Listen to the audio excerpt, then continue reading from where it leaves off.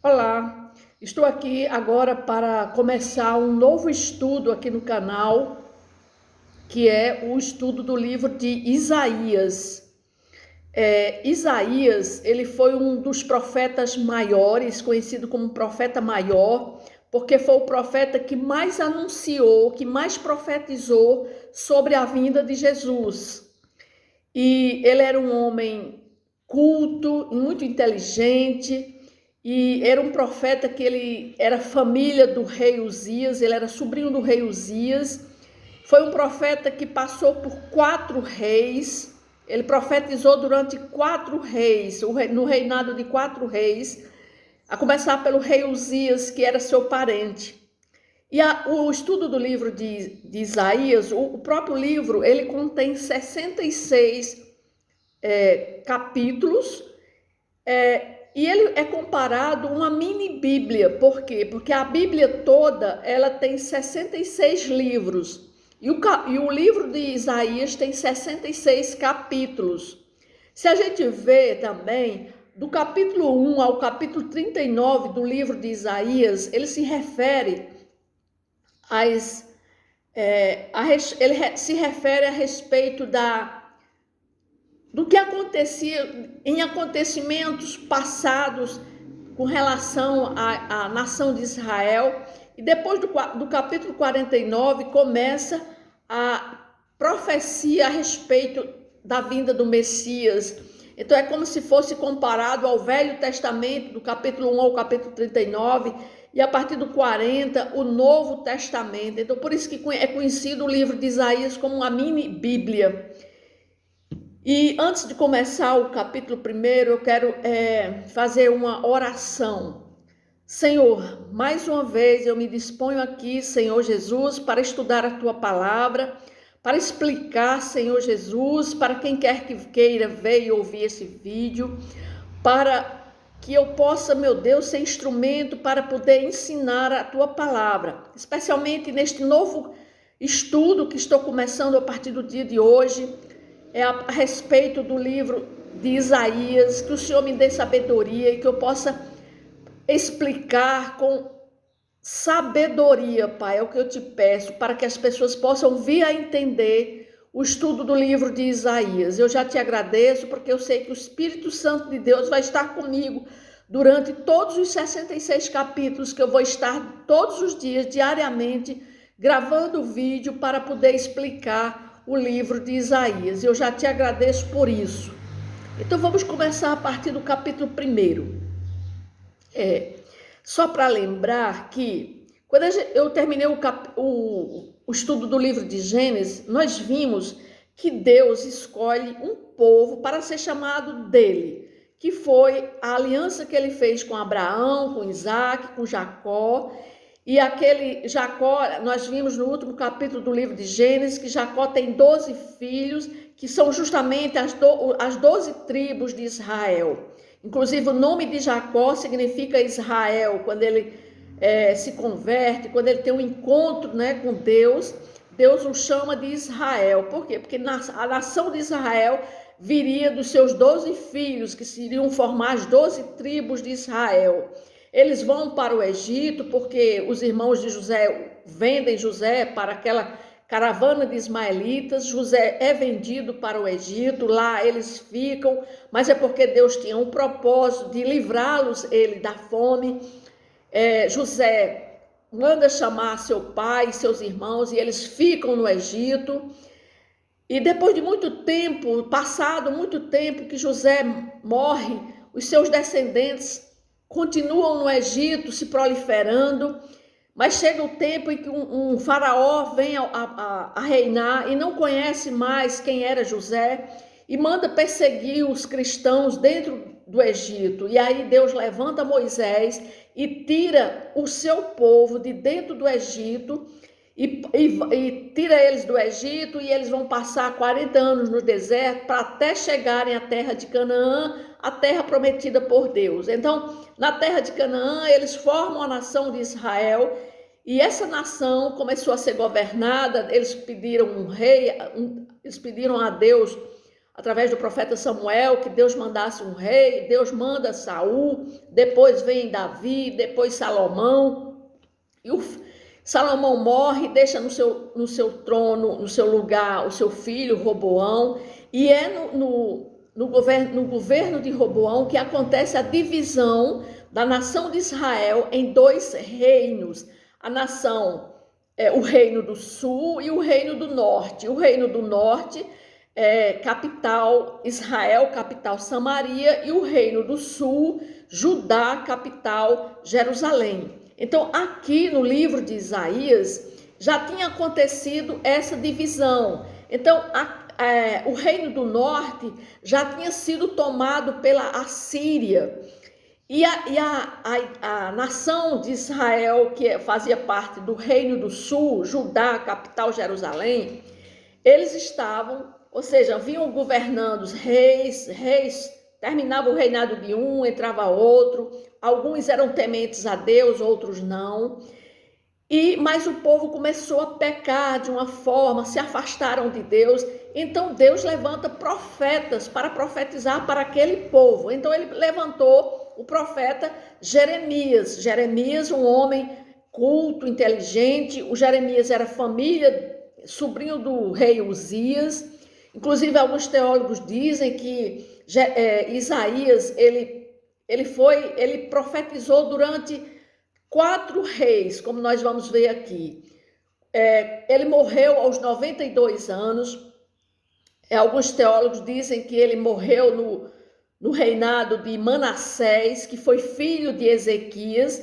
Manassés mandou cortar Isaías ao meio, dizem que ele foi cerrado ao meio, foi morto no reinado de Manassés, filho de Ezequias. Então, o capítulo começa assim: visão de Isaías, filho de Amós, que ele teve a respeito de Judá e Jerusalém, ou seja, Judá, capital Jerusalém, nos dias do rei Uzias, Jotão, Acais e Ezequias, reis de Judá. Aí ele começa assim: ouvi, ó céus, e dá ouvidos, ó terra, porque o Senhor é quem fala.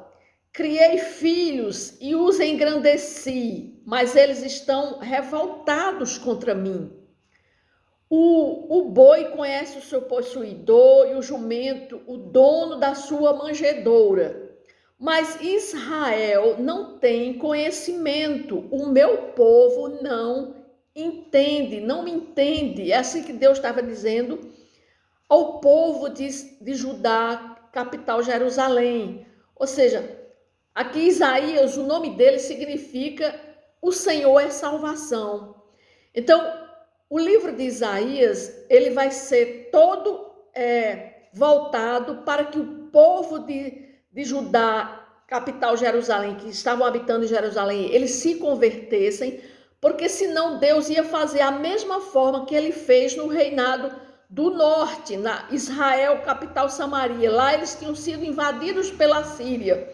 Mas Deus estava avisando aquele povo: olha, se vocês se convertam, porque senão vai vir a ira de Deus sobre vocês, a minha ira vai vir sobre vocês. E é justamente e eles não querem se voltar para Deus, até que vai chegar o dia que Nabucodonosor vai entrar em Jerusalém, vai invadir Jerusalém e vai levar todos eles cativos para a Babilônia.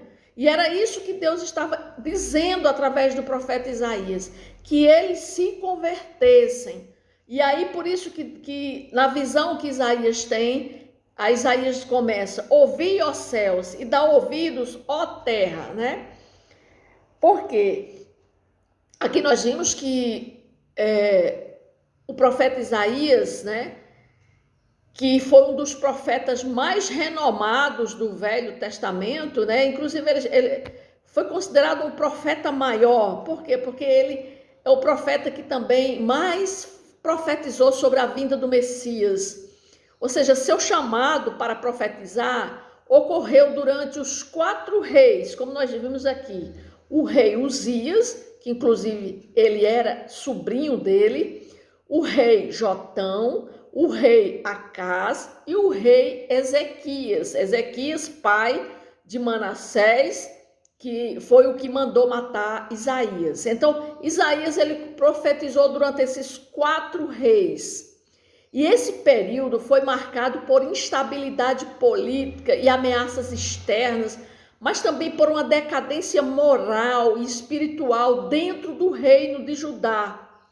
Então, aqui o versículo inicial estabelece, identificando ao autor, né, uma visão. Sempre Isaías ele tinha visões, né?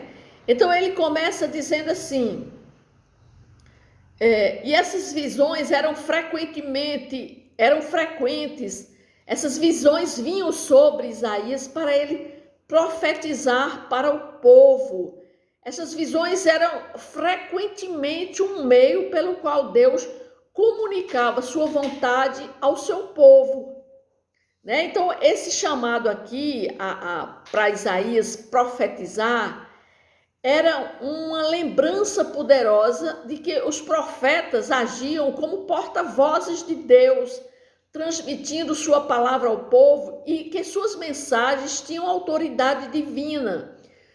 E Isaías foi muito usado por Deus. Aí ele começa dizendo, Deus, usando o profeta Isaías, começa dizendo, ouvi céus e dá ouvidos, ó terra, porque o Senhor tem falado. Criei filhos e os engrandeci, mas eles estão revoltados contra mim. Ele começa dizendo assim. Aqui a linguagem empregada, que ele emprega, é uma linguagem poética, né? E emocional. Ele está personificando aqui, falando sobre os céus e a terra, como o céu e a terra fossem testemunhas da rebeldia de Israel, ou seja, de Judá contra Deus. Isaías utiliza aqui uma metáfora, né? Uma relação entre pai e filho. Ou seja, é como se Deus está falando para os seus filhos, que ele é o pai e os habitantes de Jerusalém são seus filhos. Ele enfatiza, né, que Deus cuidou, ele protegeu, enriqueceu Israel, mas apesar disso, a nação se rebelou contra ele. E essa rebelião se manifestou por meio de quê? De pecados, desobediência e afastamento espiritual. As pessoas não queriam saber de Deus. E a linguagem aqui utilizada por Isaías nessa introdução serve para destacar a profundidade da infidelidade de Israel. Ao se rebelarem contra Deus, os israelitas, eles não apenas rejeitaram sua autoridade, mas também abandonaram a fonte de sua própria bênção e proteção divina. Porque Deus está dizendo, eu criei filhos, os engrandeci, mas eles estão revoltados contra mim. Então aqui essa mensagem, ela nos lembra da importância do chamado divino na vida do profeta Isaías e da urgente necessidade de Israel reconhecer sua rebelião contra Deus. Por isso que Deus chama esse profeta Isaías para repreender aquela nação pecaminosa, aquela nação pecadora. Aqui era um convite à reflexão profunda, né?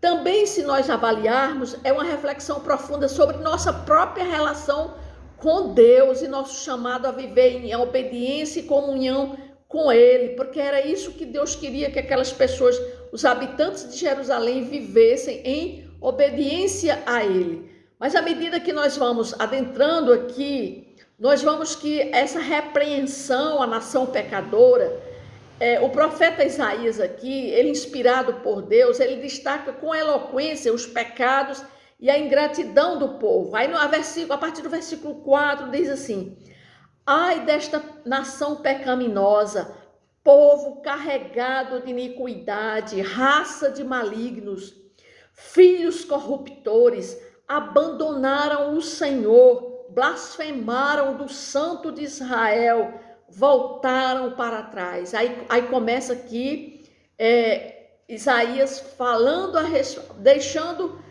falando a respeito daquele povo que eles deixaram o Senhor, blasfemaram o Santo de Israel e voltaram-se para trás, ou seja, deram as costas para Deus. Aqui o termo ai serve como um lamento profundo, uma expressão de tristeza de Deus diante do pecado do seu povo. Isaías descreve aqui Israel como uma nação pecaminosa, um povo carregado de iniquidade, enfatizando a extensão da corrupção espiritual, chama-os de descendência de malfeitores, raça de malignos, destacando a natureza e a persistente, que eles estão profundamente arraigados no pecado. Aí ele diz, porque a vez de ainda ser feridos, visto que continuais em rebeldias, toda a cabeça está doente. Aí aqui Isaías começa a avisar a eles, a dizer a eles que aquela nação, por causa do pecado, estava doente. Aí diz assim, toda a cabeça está doente, todo o coração enfermo. Desde a planta do pé até a cabeça não há nele coisa sã, senão feridas, contusões e chagas inflamadas, umas e outras não espremidas, nem atadas, nem amolecidas com óleo. A vossa terra está assolada, as vossas cidades consumidas pelo fogo, a vossa lavoura e os estranhos devoram em vossa presença, e a terra se acha devastada como uma subversão de estranhos. Ou seja, aqui Isaías está falando para aquele povo e está descrevendo o estado daquela nação como a nação doente da cabeça aos pés. Aqui é uma metáfora poderosa que ele está usando, que simboliza a totalidade da decadência espiritual e moral daquela nação. Ele compara a nação de Israel como uma terra devastada, desolada, onde não há saúde espiritual e nem prosperidade. Ele descreve Jerusalém como uma cidade sitiada, sendo invadida por estranhos, uma cena impactante que ecoa a vulnerabilidade da nação de Israel diante de seus inimigos devido a quê? A sua desobediência a Deus. E a imagem do julgamento que se aproxima se intensifica quando Isaías menciona aqui na frente, ele vai mencionar que o povo a nação está semelhante a Sodoma e Gomorra. Aqui ele diz, a partir do versículo 8, ele diz, a filha de Sião é deixada como choça na vinha, como palhoça no pepinal, como cidade sitiada. Se o Senhor dos Exércitos não nos tivesse deixado alguns sobreviventes, já nos teríamos tornado como Sodoma e semelhante a Gomorra. Aqui Davi está dizendo assim, que Deus, por causa de alguns que ainda lhe eram fiéis a ele não tinha destruído ainda a cidade de Jerusalém, assim como ele fez com Sodoma e Gomorra. Aqui ele está falando que ainda tinha um remanescente fiel, que tinha sobrevivido, por isso que Deus ainda não tinha destruído, porque era uma promessa, essa promessa de restauração é uma demonstração do amor e da misericórdia de Deus, que sempre oferece uma oportunidade para o arrependimento e a reconciliação. Hoje, nós podemos comparar aquela nação de Jerusalém, aquele povo que tinha sido um povo escolhido por Deus para servi-lo, para obedecê-lo, mas eles tinham dado as costas a Deus, estavam vivendo no pecado. Apenas alguns que estavam vivendo naquela cidade, por causa deles, Deus ainda não tinha destruído aquela cidade. Da mesma forma são os dias atuais, né? Deus ainda não veio aqui, porque ele ainda está dando tempo para que as pessoas possam se arrepender. E também por causa dos cristãos que oram a Deus, são fiéis a Deus. Por isso que ele ainda não veio para a destruição total, ou seja, ainda não voltou, porque ele ainda está esperando, aguardando que muitos ainda sejam salvos, né? Por isso que a oportunidade é hoje, né? Que nós temos que nos arrepender e nos voltarmos para o Senhor Jesus. E aqui, a partir do versículo 10, vem a respeito do culto idólatra. Aqui diz assim, a partir do versículo 10, diz assim: ouvi a palavra do Senhor, vós, príncipes de Sodoma, Isaías estava falando, dizendo que Deus estava falando para os príncipes. Que príncipes eram esses? Eram os líderes religiosos. Isaías começa aqui denunciando os rituais religiosos superficiais que o povo estava praticando. Ele diz assim: prestai, vós, príncipes de Sodoma, prestai ouvidos à lei do nosso Deus, vós, povo de Gomorra. Ou seja, ele está dizendo que tanto os príncipes como o povo estavam da mesma forma, todos estavam pecando contra Deus. Aqui nesse versículo 10, ele critica a multiplicação de sacrifícios e holocaustos, afirmando que Deus já estava saturado deles.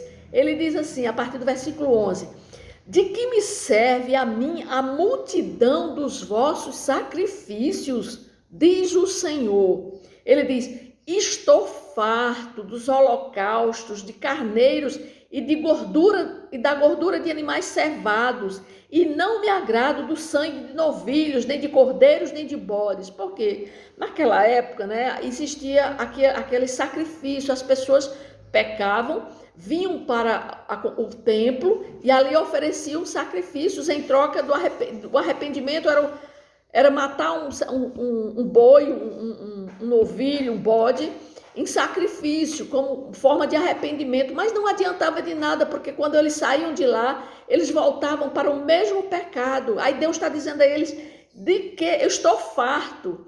Ele está dizendo aqui, que ele estava saturado daqueles sacrifícios nojentos, porque aqueles sacrifícios não serviam para nada. Ele diz: ouvi a palavra do Senhor, vós, príncipes de Sodoma, prestai ouvidos à lei do nosso Deus, vós, povo de Gomorra. Ou seja, as referências aqui, a Sodoma e a Gomorra aqui, são um poderoso lembrete das consequências da perversidade e da falsa religiosidade.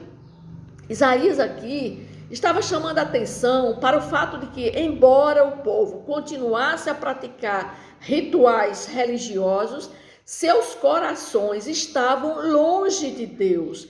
Eles haviam se tornado formais e hipócritas em sua adoração, ou seja, eles estavam apenas obedecendo a rituais externos, mas negligenciando a verdadeira justiça e a busca de Deus. Eles vinham a começar pelas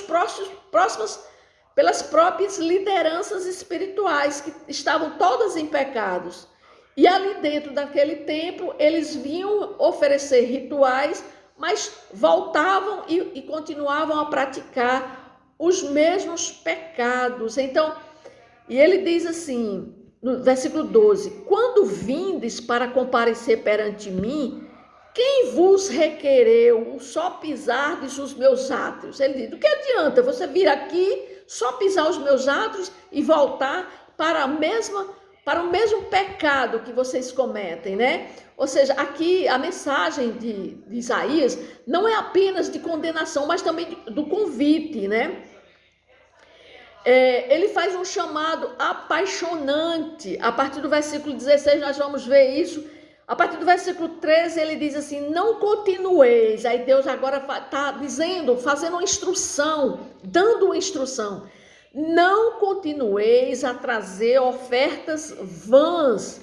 O incenso é para mim abominação. E também as festas da lua nova, os sábados e a convocação das congregações. Não posso suportar iniquidade associada ao ajuntamento solene. Ou seja, Deus estava dizendo: não adianta fazer festa da lua nova, convocação dentro das congregações. Ele disse: não posso suportar tudo isso, porque vocês estão fazendo tudo isso com o coração iníquo, com o coração falso. Ele diz, no versículo 14, as vossas festas de lua nova e as vossas solenidades, a minha alma as aborrece. Está vendo aí o que Deus está dizendo? Que todas aquelas pessoas estavam ali fazendo aqueles rituais religiosos, oferecendo sacrifícios, mas estava aborrecendo a Deus. Da mesma forma somos nós hoje. Quando nós estamos na igreja, quando vamos adorar a Deus, né? Ouvir a sua palavra, nós temos que estarmos puros e com a vida em dia no altar de Deus, porque não adianta ir apenas no domingo, ir à igreja e quando sai da igreja não cumpre nada do que a palavra de Deus diz, né? Nós temos que cumprir, é melhor cumprir. A palavra de Deus diz, é melhor obedecer do que sacrifício. Está lá em Samuel. Deus, ele abomina, para Deus é abominação. Se você vive uma vida na semana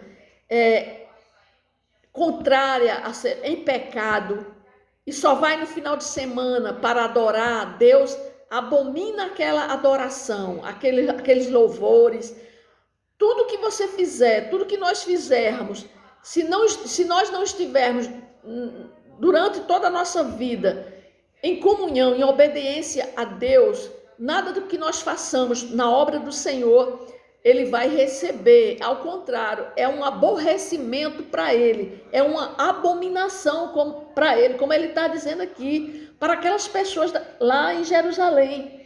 Ele diz, estou cansado, a minha alma as aborrece, já me são pesadas. Versículo 15, pelo que quando estendeis as mãos, escondo de vós os olhos. Está vendo aí? Quando eles estendiam as mãos para Deus, Deus está dizendo aqui, escondo de vós os olhos. Sim, quando multiplicais as vossas orações, não as ouço. Eles oravam a Deus e Deus não ouvia. Porque as vossas mãos estão cheias de sangue, lavai-vos, purificai-vos, tirai a maldade de vossos atos, de diante dos meus olhos. Cessai de fazer o mal, aprendei a fazer o bem, atendei à justiça, repreendei ao opressor, defendei o direito do órfão, pleiteai a causa das viúvas. Isso ele está falando em respeito aos líderes religiosos, que mais na frente nós vamos ver aqui nesse capítulo, que os líderes religiosos não pleiteavam a causa das viúvas, não pleiteava a causa dos órfãos. Ao contrário, eles eram mais pelos governantes, a favor do que os governantes faziam, do que pela causa dos injustiçados. Aí no versículo 18, aí vem o convite da graça. Diz assim, vinde, pois, e arrazoemos, diz o Senhor. Aqui Deus está convidando a Israel a abandonar o pecado, a hipocrisia religiosa e a corrupção moral e a se voltarem sinceramente para Ele. E aqui ele os encoraja, né? Aqui quando ele diz assim, aprender a fazer o bem, ele está encorajando eles a fazerem ações que eram fundamentais para um verdadeiro culto a Deus, pois refletiam a justiça e a compaixão que ele valoriza. Aí ele diz, vinde, pois, e arrazoemos, diz o Senhor, ainda que os vossos pecados, agora Deus está oferecendo uma promessa de perdão e restauração para aqueles que atendem ao seu chamado de arrependimento. Ele diz, ainda que os seus pecados sejam como a escarlata, eles se tornarão brancos como a neve. Ainda que sejam vermelhos como o carmesim, se tornarão como a lã. Essas palavras aqui, elas ecoam a graça e a misericórdia de Deus, que estava disposto a perdoar mesmo os pecados mais graves quando há arrependimento genuíno. Deus está falando aqui sobre o arrependimento, é um convite para o arrependimento. Ele está dizendo que aqueles rituais externos de sacrifício não serviam de nada, mas ele queria uma transformação profunda no coração. Deus estava interessado não apenas nas observações religiosas, mas na sinceridade e na retidão do seu relacionamento com Ele. Não adianta nada oferecer a Deus os rituais se eles não tivessem com o coração retos diante de Deus. Aí aqui Deus faz esse convite para o arrependimento. Ele usa a escarlata e o carmesim eram compostos de uma tintura cujo vermelho era muito intenso e que manchava profundamente qualquer tecido. Então, naquela época, era praticamente impossível tirar uma mancha dessas roupas, e todos sabiam disso. Então, logo ao comparar o pecado com a escarlata e o carmesim, o profeta aqui ensinou que o efeito do pecado era como de uma mancha vermelha tão profunda que não havia nada que alguém pudesse fazer para removê-lo, a não ser que a pessoa se arrependesse. Somente o arrependimento poderia fazer com que Deus tirasse aquela mancha, aquele pecado que manchava o corpo, que manchava a vida da pessoa, que levava a pessoa a ficar doente, como ele disse aqui, que não só era toda a nação que estava doente. Aqui no capítulo 1, quando eu comecei a ler, está dizendo que a nação de Judá e Jerusalém toda estava doente por causa do pecado que estava impregnada nas pessoas, né? Ou seja, aqui ele está nos convidando, né? Convidando aquelas pessoas a abandonar os rituais religiosos e abraçar um relacionamento genuíno com Deus, por meio do arrependimento sincero. Então, o que Deus quer é arrependimento no nosso coração. Ele nos lembra que Deus valoriza a justiça e a compaixão e que Ele está disposto a perdoar e restaurar aqueles que se voltam para Ele com o coração contrito. É um chamado à transformação interior e uma adoração que honra a Deus em espírito e em verdade. Esse convite da graça, ele fez naquela época, mas ele continua fazendo hoje, da mesma forma. Você que está me vendo e ouvindo, se você ainda não se arrependeu, se você ainda não entregou sua vida para o Senhor Jesus Cristo, faça isso. Saia do mundo de trevas e venha para o reino da luz. Você tem que tomar uma atitude, você tem que se arrepender dos seus pecados e se voltar para Deus e aceitar essa palavra que é Jesus, aceitar Jesus Cristo na sua vida e começar a obedecê-lo. E é isso que Deus quer. Deus quer o coração arrependido e voltado para Ele. Aí no versículo 21 diz, ele continua falando sobre o julgamento que ele vai vir fazer sobre aquela cidade se ela não se converter. Diz assim: como se fez prostituta a cidade fiel, ela que estava cheia de justiça. Aqui ele volta a falar sobre a cidade de Jerusalém. Ou seja, ele continua a revelar a mensagem divina de julgamento e restauração, focando agora especificamente em Jerusalém. Agora está falando para a cidade de Jerusalém. Aí ele diz, nela habitava retidão, mas agora homicidas. Ele lembra que Jerusalém antes teve tempos em que a cidade de Jerusalém estava com ele, estava obedecendo a ele, que ela estava cheia de justiça, que a justiça habitava nela, mas agora não. Só quem habita naquela cidade são homicidas. Ele usa uma metáfora, né, de uma cidade que era uma meretriz para retratar a corrupção e a decadência espiritual de Jerusalém. Ele compara o estado atual da cidade com seu passado de justiça e retidão, destacando o afastamento do povo de Deus. E hoje nós também podemos ver que o mundo está assim como aquela cidade de Jerusalém. O mundo hoje não quer mais saber de Deus, né? Aí ele diz no versículo 22, a tua prata se tornou em escórias, o seu licor se misturou com água.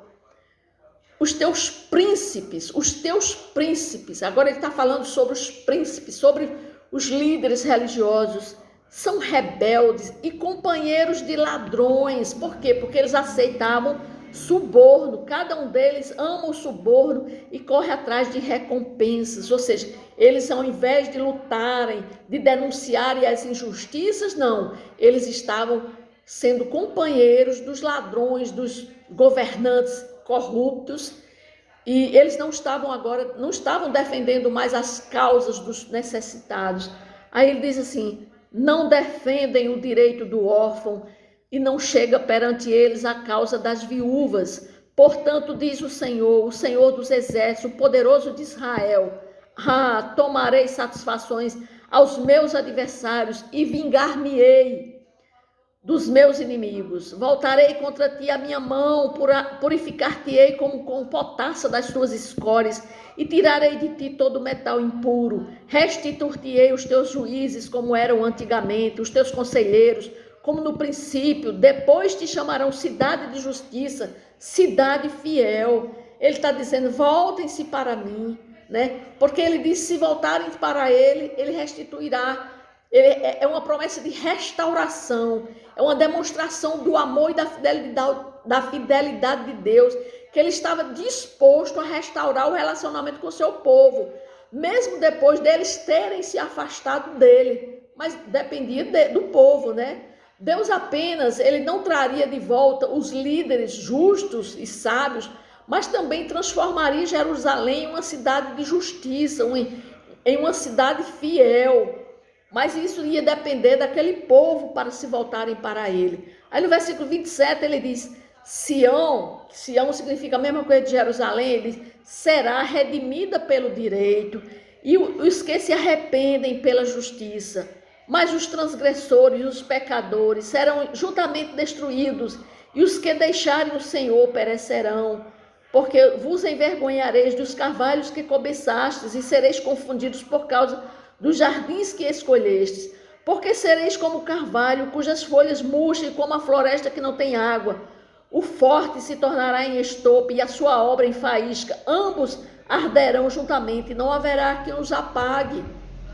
Ou seja, ele estava falando, né, que se aquele povo, essa mensagem de juízo, é uma lembrança solene de que Deus é santo e justo e ele não tolerará a rebelião contínua. Aqueles que persistirem em seus pecados e se recusarem a se arrepender enfrentarão as consequências de suas ações. Era isso que ele estava dizendo para aquele povo de Jerusalém, né? Aqui no versículo 31 diz assim: o forte se tornará em estopa e a sua obra em faísca. Ambos arderão juntamente e não haverá quem os apague. Ou seja, ele estava enfatizando sobre a importância da justiça e da fidelidade no nosso relacionamento com Deus. Também era um alerta sobre as consequências da rebelião persistente e do afastamento de Deus.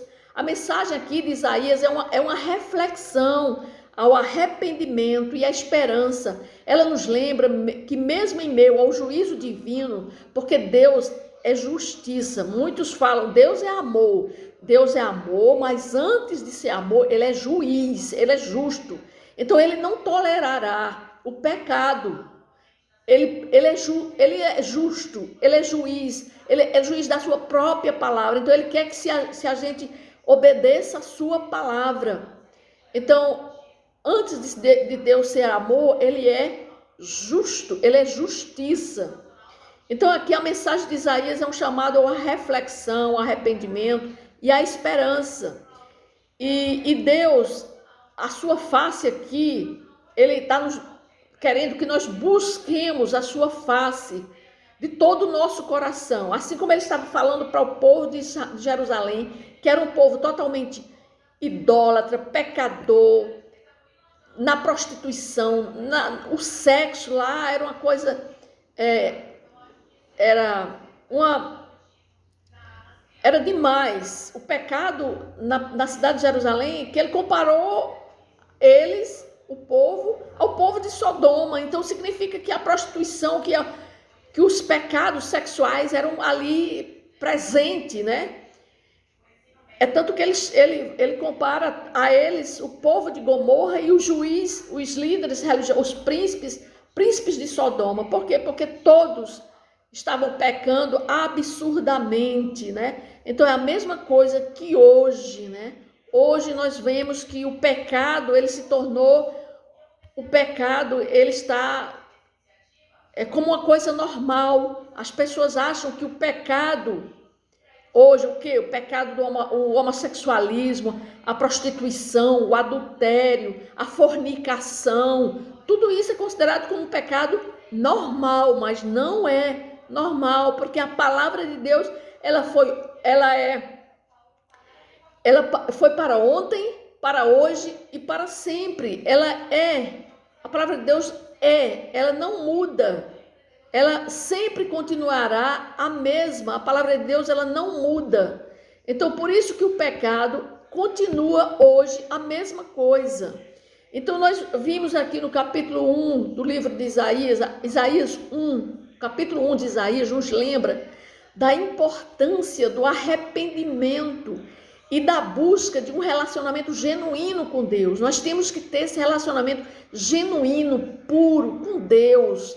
Podemos orar para que nós tenhamos corações contritos, dispostos a reconhecer nossos pecados e nos voltarmos sinceramente para Ele, para Deus. Nós temos que pedir a Ele que Ele nos ajude a abandonar rituais vazios. Nós não podemos chegar em um culto, na igreja, oferecer um culto a Ele, adorá-lo, louvá-lo, orarmos, se nós não estivermos com o nosso coração contrito com Ele. Ele não vai nem ouvir, Ele não vai nem, ao contrário, Ele vai ser, para Deus vai ser um motivo de aborrecimento para Ele. Ele não vai querer ouvir se nós não estivermos com o coração alinhado com Ele. Se nós estivermos manchados com o pecado, nós temos que nos arrependermos para estarmos diante de Deus. Então nós temos que pedir para que Ele nos ajude, a não prestarmos a Ele rituais vazios.